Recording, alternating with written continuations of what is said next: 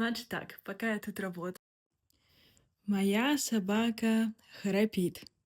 Храпеть на английском будет to snore. My dog is snoring. Также можно сказать he's snored out.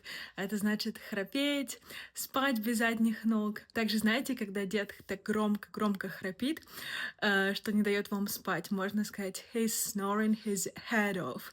He's snoring his head off. Это значит очень громко, сильно храпеть. Но еще также можно использовать идиому that snore could wake the dead.